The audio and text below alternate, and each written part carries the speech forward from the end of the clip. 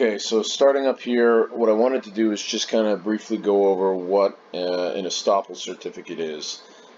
This is something that in commercial real estate, a lender will require from a borrower, whether it's at the point of acquisition or a refinance, and it's something that a landlord may from time to time want to obtain and procure from a tenant as well. And what this does is it stops the tenant from taking a position in the future contrary to the position taken in the certificate. The certificate is literally an instrument which certifies a certain state of affairs. And a stops is sort of a fancy way of saying stops or prevents a tenant from saying something different in the future than they said in this particular type of certificate. So let's just take a look at this one here, which is a sort of sample template that I just pulled up off of the internet.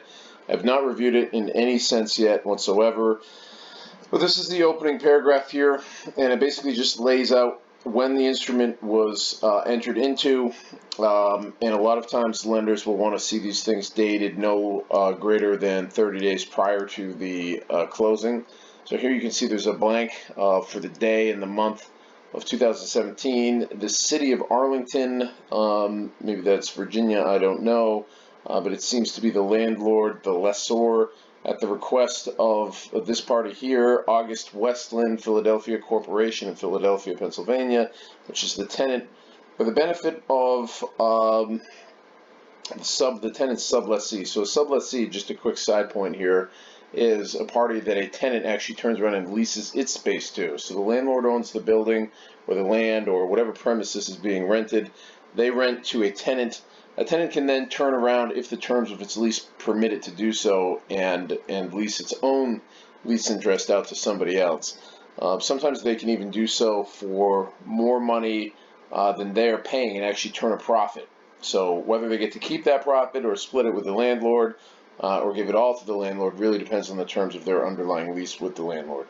But in any case here, it looks like this is actually an estoppel certificate being given by a landlord. So it's a little bit of the, sometimes tenants, sometimes the lease terms will require that a tenant actually has the right to request an estoppel certificate from its landlord as well, which is less common but not completely unheard of. Oftentimes that will be for the benefit of a tenant's lender, or in this case, as you can see, for the sublessee or the sort of subtenant. The recital paragraphs here, moving on to paragraph 1 and 2, these are sort of background facts and background information. Typically they are not, actually, this is important, this is a very important point actually, typically they are not part of the agreement itself unless the agreement later on incorporates them by reference and includes them within the substance of the agreement. So here you can see it says, in accordance with the terms and provisions of blah, blah, blah, the lease agreement between the city of Arlington and 2011 as amended, and it goes on to state how many times this thing has been amended, located, it gives the location of the premise. So basically the point here is they want to make it clear that there is not some other lease that this instrument relates to, that this is the lease executed on whatever date is stated here. It's been amended one time and it relates to such and such property. So the tenant here is proposing to sublease its interest and assign the lease agreement and to assign the leases agreement lease. That's sort of strangely worded, but it looks like it's trying to assign its interest to a sublessee, which is really doesn't really make sense, because if it were to assign its interest, it would not really be a sublease unless sublease under the master lease was defined as a type of assignment. But it doesn't seem like that's the case here either, because the word assign in that case would typically be with a capital A right here, and it would be defined specifically to include things like a sublease. But here you can see it's a lowercase a, meaning literally it means to assign the lease, which a sublease is not. The statement, let's move on. This is an interesting choice of title, I think, but let me take a look. Landlord hereby confirms and represents that, and it goes on and lists a number of items. Typically this relates to lack of defaults, the tenant's right to occupy the premises, and so on and so forth. So a true and complete copy of the lease agreement is amended to date. This attached here is Exhibit A. So why is that important? That's important so that any party relying on this instrument does not later on have questions about what exactly the agreement is. The landlord here is saying this is it. Take a look at Exhibit A. What you see there is what you get.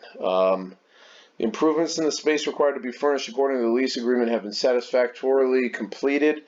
I think that this is something typically a tenant would represent, but here the tenant is an interested party. Obviously, it wants to sublease its space or assign its lease. So it has a sort of conflict of interest. It has an incentive to sort of lie or bend the truth, if you will. The landlord has sort of the same conflict of interest, really, because usually when these things take place, it's because the primary tenant does not have the wherewithal to pay the rent, or does not wish to moving forward. So it really also has an interest to sort of bend the truth here, but somewhat less so than the tenant. Next, the tenant has fulfilled all duties of an inducement nature and to landlord's knowledge. Tenant is not in default of the performance, etc., etc. So the subtenant or the proposed subtenant, sublessee, does not want to step into the shoes of the tenant if to do so would land it in immediate default. So here it's basically asking the landlord to represent that will not be the case.